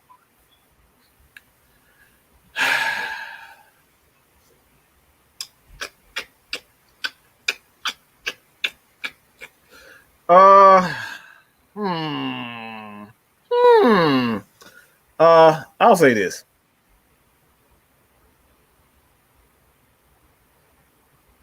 You're going to have to pay them. Let's be honest. New York is just trying to get out of paying this guy because he is a baller. If you can somehow convince him to take a lesser deal and play under $10 million, I would do it. But it's not because of lack of talent. They want to go in a different direction. And at this point, any assets that New York has at this current time, they're just trying to open up space for the next coach and, kind of do what John Gruden did with the Oakland Raiders. They just getting rid of everybody. It's just a fire sale. And this is the reason why I say even with the Falcons, if the Falcons were trying to rebuild, they would have been shipped off Tack. It would have been shipped off Keanu O'Neal. These guys on their last year of their deal. So they know that they are going to get picks for these guys, compensation picks for the guys. So as far as Quentin Williams is concerned, I think the only reason why he's at this point in time on the trading block is because they're trying to at least get something for him for the next guy regime. But as far as his skill set, I honestly thought the Falcons would and should have went up to get him. To pair him with Grady Jarrett is absolutely scary. Running a 3-4 scheme with those guys, Quentin Williams has a motor like Grady Jarrett. Those guys are absolutely relentless. I've done the film on this guy, and he's a problem. Anybody who knows Georgia and seen what he did against Georgia, man, against that offensive line of Georgia, and those guys, like he was giving what's the guy, the offensive tackle for the Patriots right now? I know he's talking about. The tackle. Oh, and not Andrew Thomas. Like, what the other one? I Is it? No, it's not Ed Thomas, but He played for the I'll get it. Giants. But yeah, Yeah, I can't remember his name. I know you're talking about I can't though. He remember. got injured his first But season. Yeah. yeah. yeah. But those guys, like he was giving a problem, and he's a defensive tackle, much like. Say that again. They said Isaiah Wynn is his name. Mike. Win. Okay. Yeah. Yeah. That guy, he was giving him a run for his money, and he's playing against tackles. Anytime you have a defensive tackle playing against tackles, and he's really getting around them, getting through them, he's a problem. So you pair him up with Grady Jarrett, and both of those guys are playing the 4-eye. There's not a lot you can do. You can't combat two defensive tackles who are essentially between the tackle and the guards, and they can go inside and outside at any given time. Because he can beat the guard, he can beat the tackle, he can beat the tight end. So you're forced to play those guys straight up. And anytime you play Grady Jarrett and Quentin Williams straight up, man, you can do anything you want to in the middle of that formation. Like that, you have to give these guys attention. So with that being said, you can play with even little punk behind tack. You can pay him a couple $1 million, and he'll end up getting 10 sacks or whatnot because you got these two guys that essentially killing not only your tackles but your guards. And I'm probably going over a lot of people's head with all this damn football terminology, but anytime you have two guys that are commanding both guard positions and tackle positions, that's a problem. That's a nightmare for any offensive line. And that defense will be absolutely scary. So I love the idea of bringing Quentin Williams, but it has to be for the right deal, man. That right there would be absolutely beautiful to have him team with Grady Jarrett. Yeah, man. I hope we bring them in, but I don't know what they asked for. Like you said, it's a fire sale. It's just like what the Dolphins was doing last year when they were just letting go all of their star players. But I hope we really take a look at it, see what they asked for, give the Jets a call just to see what they want for them. Because I mean, what's the worst that can happen? You at least bring them in. You know what I'm saying? Make that call, see what they're asking for. If the number's too high or they want a first round pick, we might not want to do it, but because you always can find a nose tackle, but he's extremely talented. So you compare him with Grady Jarrett, people will see Dante Fowler and those guys get more sacks. Like you talked about, it's going to free all of those guys up. Yeah. Because I was about to say, if you had those two together, it would remind you of that Jacksonville defensive line from back then. What was it? Strong and Henderson? Stroud and Henderson. Yeah, that'd be nice. Yeah. Woo! That'd be nice. Yeah, that was that'd be some nice and red and black. Mm-hmm. Because I said Malik, the fans said they want a second rounder for Williams. But but the thing is, we still gotta look at, do we have the space to keep? And also the next head coach, does he want all his picks? And that's like, you kind of have to get the, if they already have an idea of the coach that they want to bring in, like they have to have the conversations with him right now to see if he wants to pick or he wants to kind of have a fire sale, so to speak, get rid of certain people on the defensive side of the ball. If they have to, kind of sacrifice someone on the offensive side of the ball, you kind of got to get his post as far as, and this is the reason why not Dan Quinn, but Rich McKay and Arthur Blank have said, like, they're not making any moves because you can't make any moves because you don't know what the next head coach is thinking. Whether does he want to spend money via free agency? Does he like the players on the current roster? Does he want to get a handful of picks so he can make the necessary moves during the draft to get go up in the draft to go get a guy like Julio Jones who thinks is a special player in the draft? Like, these are the things that you don't know. And like I said before, people love to make assumptions about players before the draft actually happens, before we see their combine numbers. How many times that we've seen players in college that we thought was going to have an explosive combine, and they look like absolute trash in the combine. Jake Fromm, but yeah, like that's what I'm talking about. Everybody said he was going to be a number 1 pick. He's going to be a first round pick. That dude looked like absolute garbage in the combine. You know what I'm saying? So, like these are the things you got to wait. Like I always had this wait and see attitude because you don't know. Even your boy, I don't know if you guys saw it earlier today, but they saying your boy is rumors already stating that Trevor Lawrence may stay for his senior season in Clemson. So all this damn, we need to tank for Trevor and all this shit. Look, your ass might be tanking for the wrong motherfucker. You know what I'm saying? You might, but you might be tanking for the wrong person. You might be tanking for damn Trent Dilfer. You know what I'm saying? The next Trent Dilfer. You up here tanking for guys you don't even want. You basically getting the number 1 pick for a guy that's absolute trash. I'll take it for Bo Nix. Wait to see, dog. Bo Nix. Goddamn. That's what Auburn fans. This is what Auburn fans saying this, man. Yeah, man. Exactly. And J-Rock killing it with they go to another $2.99 in the $2.99 super chat. Hey, and look, he's talking about my boy Marlon Davidson, War Eagle from Auburn. Like I said, we don't know what Marlon Davidson is. He ain't played. That's what I keep telling you. Like, calm down. Like everybody on Dante Fowler neck. We got guys that ain't even playing because of COVID. We ain't seen John. I mean, Brady Jarrett was talking all that stuff about John Cominsky. John Cominsky ain't even seen the field for real. So I'm like, as much as we want to get on this team, he ain't even seen the field. Like, yeah, we can keep getting on this.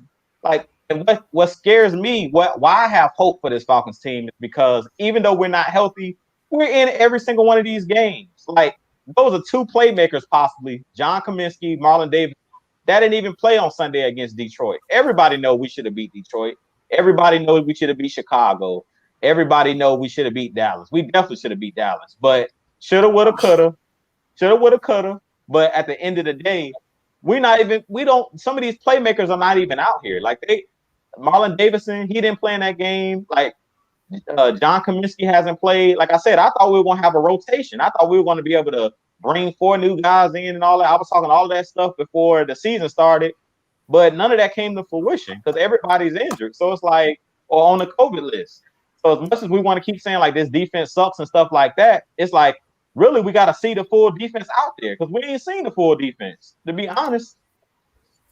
So we don't really know what Marlon Davidson is as a pro. I know what he was at Auburn. He was a dog at Auburn, and I keep saying it. He was supposed to be Quentin Williams. I'm talking about Quentin Williams coming in. He was supposed to be that guy to play the nose next to Grady Jarrett, but he's been injured. So we have to rely on Tyler. We've been having to rely on Tyler Davidson, and Tyler Davidson, pass rushing is not what he does. He's just basically a run defender mainly. That's not what his role is, and that's what Mike keeps talking about. Like the casual football fan doesn't realize that these guys have roles, you know. And some of these guys we don't have in here to play their roles. Because I've been calling John Cominsky. He's built like Patrick Kearney. That's who he reminds me of. So really, I don't like to see him in that nose. I want to see him out the defensive end position. I think Anthony Wright said it earlier in the chat. Like we should place Marlon Davidson at the nose, and then place John Cominsky out there on the defensive end. But I want to see us just have a full healthy team to actually see what these guys look like, so they can get established in their roles. Once we see that, then we can kind of make a judgment. So it's kind of like we're on that wait and see, like Mike was saying. We got to just wait and see. We don't know. Yeah, this is the great value version of this defense. Exactly. The watered down version of this defense. Exactly. Well, why I say I can't believe it's not butter. That's what this defense is right now until we get the 4 pieces. Exactly. But you can move Quinn Williams up and down. He said defensive end. You can move him up and down the defensive line. Exactly. He could be the Bobby Boucher on the defense. Put him anywhere. But man, let's see what else we got up here. I know somebody said TV shouldn't got fired. Man, what, Sean? If you don't sit your behind down. Like, put that man in timeout, man. What Thomas Mitchell fired. Man, you don't sit down somewhere with that nonsense. He said he shouldn't have got fired. Yeah, he should. Yeah, he shouldn't have got fired. Man, what, bro? Like I said, some of y'all, He's trolling. That was a troll comment right He's there. trolling. He's trolling. Exactly, that's a troll comment. I was like, shit. I'm about to say, Thomas Dimitrov shouldn't have got fired. Shit. you looking at the wrong team then. You looking at the wrong product on the field. I agree with this comment right here. Mm-hmm. Need us a Danny Shelton right there, Shelton. We need us a big boy. We need Rikishi. We need somebody in that big way. You can't move them big jokers out of there. Like K-Style was talking about. We need us a Marcus Stroud and Henderson in the middle. We need us a Williams Ball. Vince Wilfork. That's all I gotta say. Vince Wilfork. There you go. We need us a Vince Wilfork, Ted Washington, all of them guys, man. We need us a Tony Saragusa. You just sit them in the middle and you can't move. Mm-hmm. And it forces the offense to go away from them. Exactly. And we know we got the speed to get on the edges. So you run a toss, you in trouble because like Foyer, Michael Walker, and Deion Jones, you ain't getting around them around the edge. Hey, shoot! It's like I said, you just need them for 2 plays. That's all you need, 2 plays. There go another name, y'all. Where is that? There it is. Akeem Hicks. He was wrecking havoc last night on Monday Night Football against the Rams. He was everywhere, dog. That dude there. Oh my God! Somebody brought out one of my favorite Falcons of all time. And Smitty did it again. He came in with a clutch one. Grady Jackson. Grady Jackson. Mm-hmm. Wow. That man said, "Is Dirk Cutter a problem? Yes or no?" Man, you ain't looking at the field. You ain't looking at the problem. I'm gonna tell him like this: he don't have a job. It's for a reason. That man don't have a job. So it must have been a problem. Hey man. I'm starting over. Like I'm getting rid of. I'm looking. Yeah, I'm getting rid of everybody on that coaching staff. I'm not bringing anybody back. You got to start completely over. The coach is dead. Has to stop. It's complete. Hey, look, we get a Falcons Nation on the side.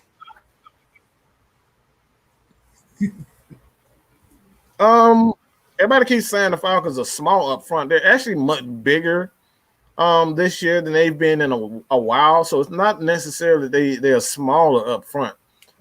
Tack, he's like 250. Dante Fowler's about 260, 250, 260. Grady Jarrett is about 290, 300 pounds. He actually gained weight himself. Tyler Davidson's about 310, 315, somewhere in the neighborhood.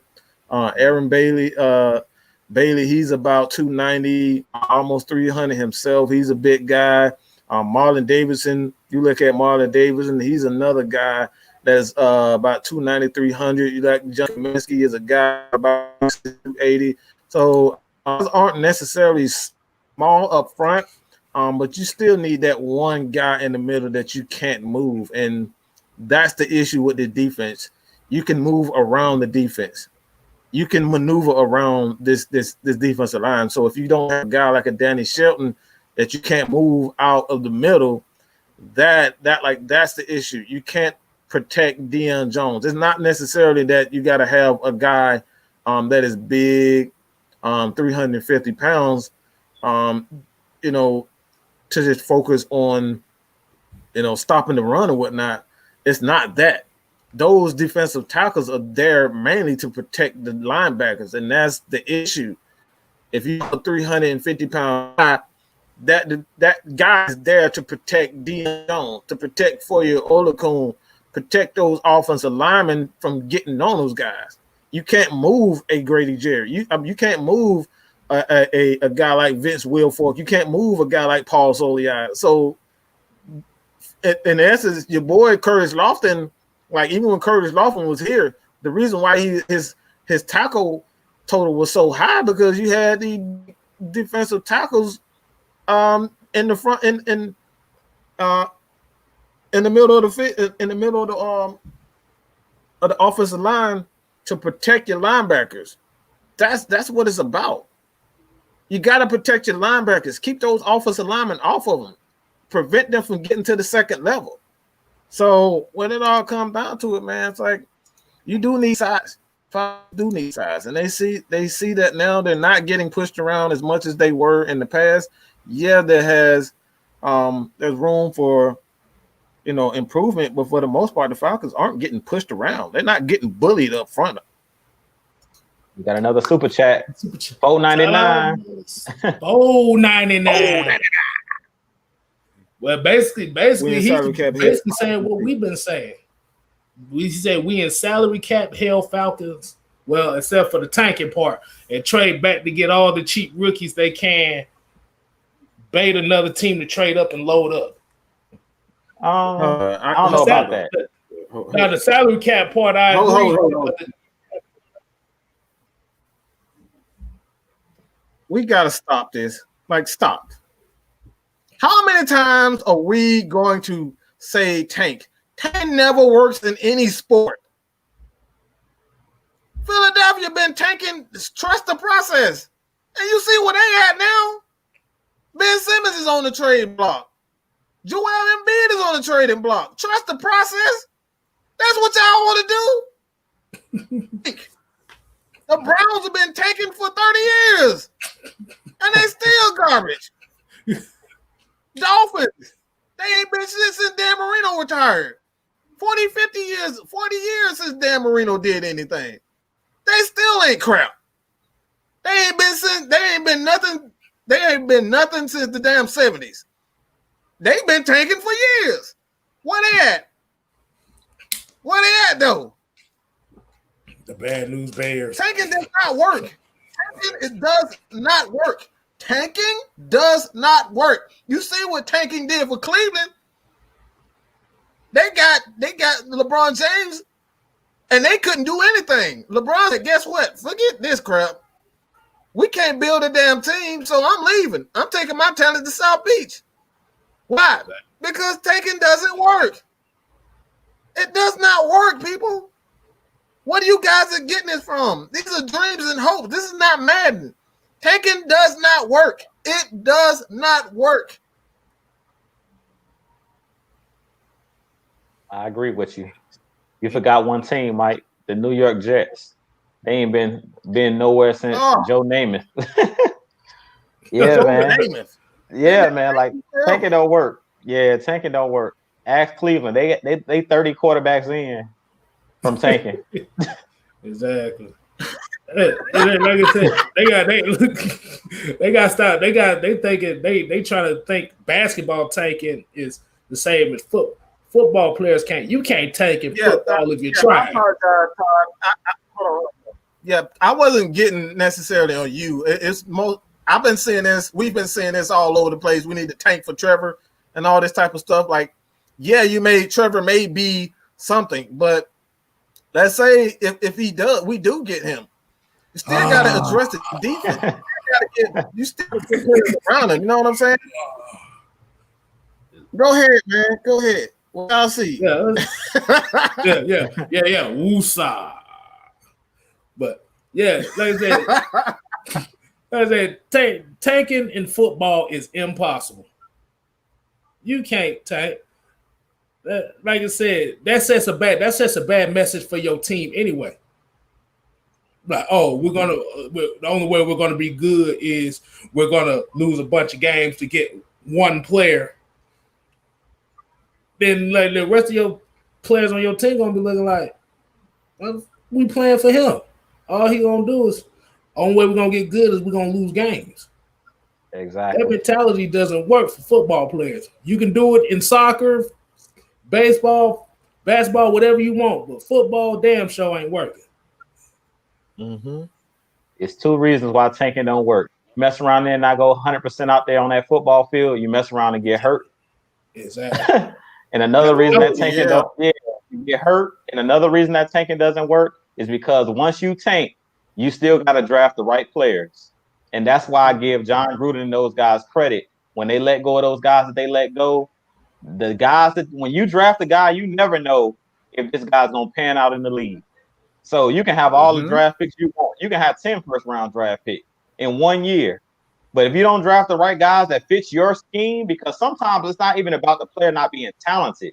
They have to fit the scheme that you're playing. And that's the biggest thing. We always talk about Vic Beasley. If you draft a great player, but he doesn't fit the scheme you're playing, look at Josh Norman, for example. He was in Carolina balling. But then he got that big payday from the Redskins, and he was never the same because he didn't fit that scheme. And sometimes I think players kind of get the big head, and I'm always pro player about getting your money, but sometimes it makes you look bad when you go to the highest bidder, but that team doesn't play a scheme that fits your play style. Because then you kind of revert back to being like, it almost looks like you stole money. Like Josh Norman is a quality corner. It was just, he went to a scheme that he didn't fit because he was going after the money. And he really should have tried to stay in Carolina. He possibly would have had to take less money, but that scheme was perfect for him. Because if you guys remember when he was in Carolina, he was a Pro Bowler, but he's never been the same ever since he went to Washington, and now he's in Buffalo. But it's all about fit, scheme, and it's about drafting the right player. Like I said, you never know. When you drafting a guy, just because a guy's good in college, you never know how he's going to do in the NFL. And that's my whole thing with Marlon Davis. We don't know right now what Marlon Davis is because we ain't seen him enough out there. We don't have enough tape on him. It's the same thing when you go into that draft and you're picking guys. It don't matter how high you pick them, they got to pan out eventually. And you never know. You might roll snake eyes. You never know. Just like you said with Josh Norman, you also remember that front seven, that Carolina front seven is one of the best front sevens in the league. So they hid all his inabilities. Weaknesses. Yeah, all the weaknesses was hidden. Exactly. Well, they started going, and when he took that money, and just Buffalo just a couple of weeks ago, he was Superman in that hole when he ran up against Derrick Henry. Yeah, man. So like you said, that scheme and that fit is the number one thing. Like I said, you can get a Trevor Lawrence, but he may not fit your scheme, or you can get a Jared Lorenzen who might fit your scheme, and you might win more. So at the end of the day, your scouting department and your coaching staff and your GM all has to be in one accord. It can't be, I want this guy, but I want this guy, and I want this guy. Everybody's got to be together. Exactly. Okay. Hey. Well, we're at the part of the show where we're about to hit the 2-point conversion. Not 1, but 2-point conversion. Who wants to go ahead and kick it off? Hey, man, I'll kick it off because I never do. So let me go ahead and kick this off real quick. It's going to be real fast. Thursday night. This is for this Thursday night game against Carolina. We know what we need to do. We faced them already. This is the revenge game. We go down or go up to Carolina. We already know what we got to do. We know the scheme that they play. They play the cover 3 just like we play the cover 3. We know what we're going to have to do on offense. Run the football consistently, play for 60 minutes, as K-Styles always say. And the coaching has to be smart in this game. We have to play smart. We can't come in there with preconceived notions, as we've been talking about. I hope that they actually are watching this. Most likely not, but hopefully somebody gets this tape to them. We can't come into the game with preconceived notions of this is what we're going to do. We're not going to make no in-game adjustments because trust me, Carolina is going to do something different in this game than they did last game. They got nothing to lose. They're a young team, and their coach is an offensive-minded coach. So they're going to try to do some different things in this game, but we pretty much know what they do on defense. So with our offense, we got to hit on all cylinders, but it has to start with the running game. And I want to see some creativeness out of the running game. Hopefully we don't come in here and just run up the gut, first down, run up the gut, second down, run up the gut, third down, play action pass. Like we got to mix it up in this game. But I really think that we got a great chance of winning this game.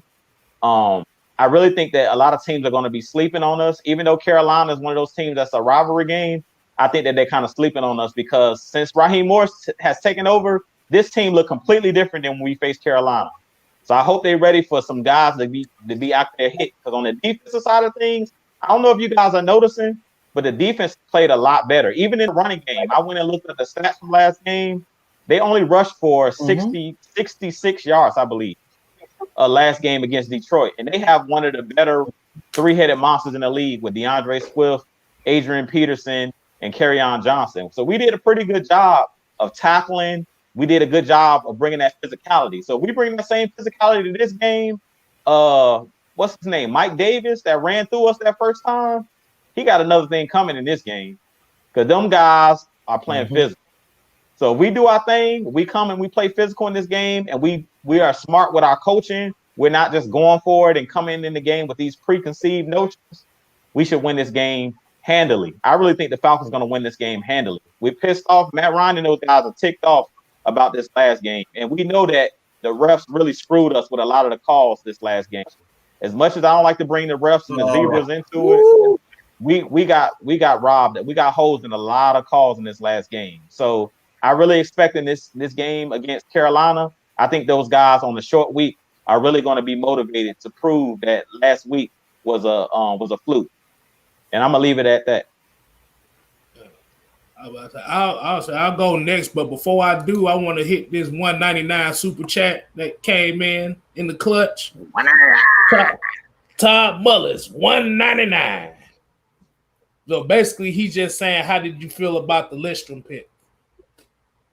How you feel about Chris Lindstrom? Oh man, me and Mike have talked about Chris Lindstrom. Him and Caleb McGarry. Them guys are monsters, man.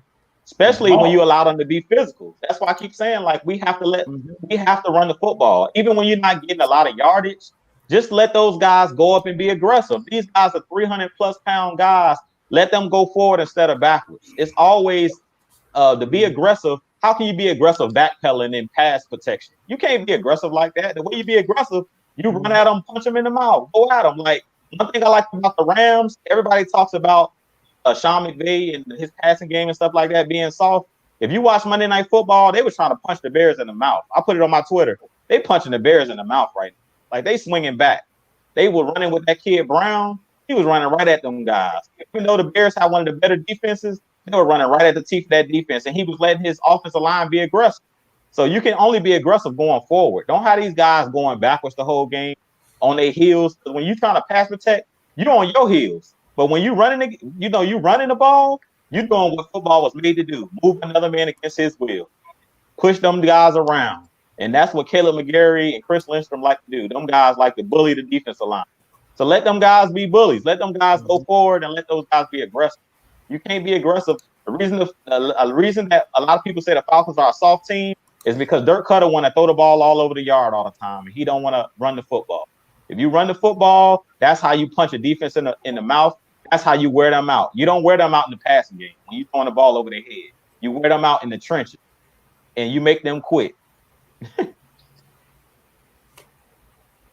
Well, I'm gonna appreciate everybody tuning in tonight with the Atlanta Falcon Nation family, with the heavy hitters. Make sure you follow everybody's handles. Hold on, I'm gonna get it right. Jew Talk Sports. Maggie T. Mad Mike over there. If I can get the pointing right. And K Styles here. But all I want to see the same fight. I want to see the same aggression. I want to see the play calling better. Like I said, these coaches can't. Like I said, I don't want nobody comfortable in this game. That's all I want to see. I don't want to see no comfortable. I want to see everything like everybody's job is on the line. Because the trade, like I said, Matt Ryan had to address the trade rumors. He said he wants to be here and he ain't going nowhere. Julio said despite 1-6, he ain't going nowhere. So y'all can kill that now. They said they in it for the long haul, no matter what season it is. Now, I'm just gonna leave it at that. Like I said, I ain't worried about no playoffs, none of that stuff. I just want some consistency. Mm-hmm. Okay. Well, I guess I'm a clean house a little bit. I appreciate everybody tuning in. Matt Mike Sports, you talk sports, Just K Styles. Hold on. Let me get mine in, Mama. Let me get mine I in, Mama. I got to get my two. Oh, I got to get my two in. I got to say this. I got to say this, man. Well, I'll be right back. Let me say this. Yeah, just take a couple minutes. Because this yeah, I got to say this. I got a bone to pick with a few people. All right. What y'all don't know here, Atlanta Falcons Nation, we do things a little different here. What we do here, we give you nothing but the unadulterated truth. Okay? I don't give a shit if you like it or not. You don't like the truth. In fact, sometimes the truth hurts. The truth does hurt. I don't know if you guys remember that song, Dr. Dre and Truth Hurts. Yeah, sometimes the truth does hurt. That shit does hurt. Okay? You don't have to like it. You're gonna get here is the absolute truth. And what the truth is that the Atlanta Falcons don't have money to be going out and just throwing the shit away because y'all and y'all feelings about a particular quarterback, a particular player, everybody. Okay? We're stuck with Julio and Matt for the next 2 years because we invested in our core players. That's the fact. I'm not saying keep Matt Ryan and Julio Jones around because I love these guys. No, I'm not saying that because I love these guys. I'm actually looking at the salary cap so you motherfuckers don't do any of that. I'm looking at the numbers, $79 million, $49 million next year, Julio 28, 30 million this year, and next year is just about as high. $20 million almost, look again, over $100 million. And that's just talking, I'm just talking about Julio and Matt. You can't move Jake Matthews because you gave him a massive contract. You invested in the rookies. You invested in Grady Jarrett. You invested in Deion Jones. You don't have the money. It's simple. It's the truth. So stop with the narratives of we are just saying this because we love Matt Ryan. Oh, y'all are Matt Ryan. Y'all are Ryan-ites. Y'all Ryan-ites. Well, we Ryan-ites. Y'all some crying-ass bitches, okay? Stop crying. He's not going anywhere. Do you understand? In order to tank, you have to have a team that is older. One, they have to be older, an older team, and their contract has to be close to expiring. You don't terminate contracts in the first couple of years of it. It's virtually impossible to just cut contracts in the first couple of years in it. Because the structure, the way the contracts are structured is players are getting their money up front. Guaranteed money. With guaranteed money, you're getting in the first couple of years. After that, the first 2-3 years, that's when they're getting their money. After that, that's when you'll be able to get rid of. Matt Ryan and Julio Jones just signed a contract just last year. You guys forgot about that? You probably don't know because you don't do research and you don't read. So I really appreciate those who understand the fact that there is a contract, there is a such thing as a salary cap, and stop coming at not only myself, Jew, Kevin, and the guys, or Jazzy Jeff, pound for pound, all these guys. We've been saying this over and over and over again. There's a such thing as a salary cap. We're stuck. We're not saying this shit just to be saying it. So like you guys got to like wise up, read a book, Google. I don't give a fuck what you do. Do one of them. Do all three of them. But wise up, smarten up. I love y'all dudes to death, but some of you guys are just incredible. Some of you guys are just incredible with like look, we're in salary cap hell. We can't. It's virtually impossible for us to tank and rebuild. So with that being said, man, I truly appreciate every one of you guys. All right, but I am not here to kiss y'all ass. I'm going to give you nothing but the truth. Period. I'm not the Falcoholic. I'm not all these other people. I'm not ESPN to give y'all stories and headlines because y'all want to be satisfied. That's not what you're going to get here. Period, point blank. And that's all I got to say about that, man. And like I said, I got to get that off my chest because I'm seeing a lot of people just coming up here hating. I don't know what I'm talking about. We don't know what we're talking about. Maggie don't know what she's talking about because she is female and all that shit. They all don't know what y'all talking about. We're going to get you nothing but the truth and the facts over here. And I know I'm going to cursed out by Maggie by the end of this show. But I had to get that out, man. I'm tired of seeing all this. Y'all just saying my this because of Maggie. I'm sorry. That's like I said, I got a whole bunch of multitasking going on and some things going on in the house. So my bad. That was me. So you ain't gonna get cussed out today. Maybe tomorrow. Some of these fans about to get cussed out though. I'm looking at one. Hey, Mark, no. Let me say this. I want to say this. Okay, Mark 504. You a Saints fan, and you're trolling. You're watching a Falcon podcast. So they ain't got nothing. Where's your Saints podcast so we can watch? I mean, you can troll us all you want. You not gonna stop us from not being Falcon fans. Falcons fan. We're gonna follow him. Where you at, 504? Oh, I'm looking at him right now. He got the only two videos I've seen on his channel is some mobile game from last year. I don't see no Saints. I don't see no Saints. Nothing. Ain't following no Saints sites or anything like that. So yeah, like I said, you can keep trolling. You can keep trolling us. You won't. Like I said, you're building our platform, but you're a Saints fan and you're building a Falcon fans platform. Appreciate your view.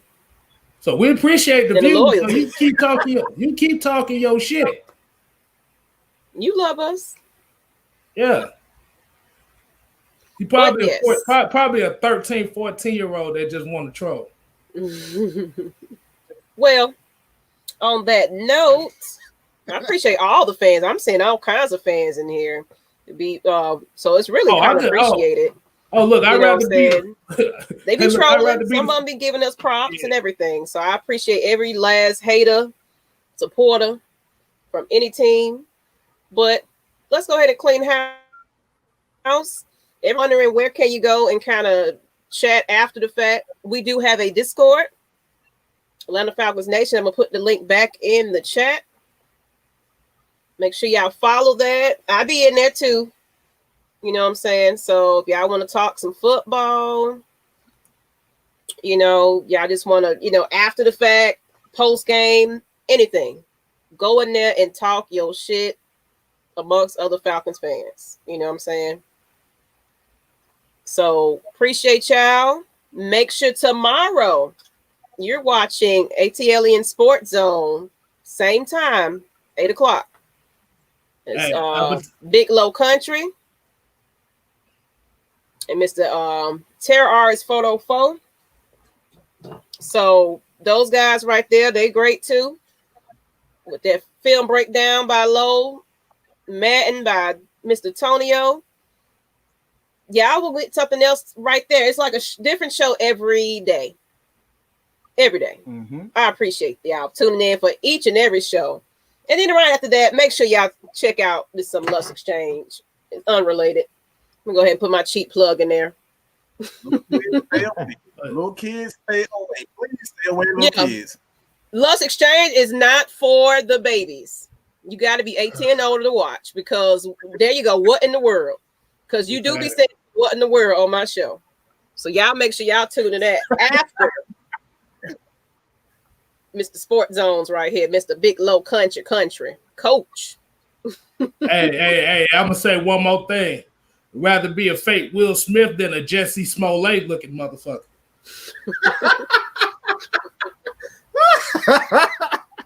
That man said fake Will Smith. Man, you don't sit corny ass down. Dusty ass shit. Dusty ass. But yes, y'all tomorrow night post game for the weekend, and we actually thinking about a third show. So we recruiting. You know what I'm saying? I've got my emails. I'm hitting some folks up. So you never know. You never know who you might see. But appreciate y'all. Till the next time. We are the Atlanta Falcons Nation. We are the nation. Remember that. And we out. All the nation. Remember that. We are the nation. Yes, sir.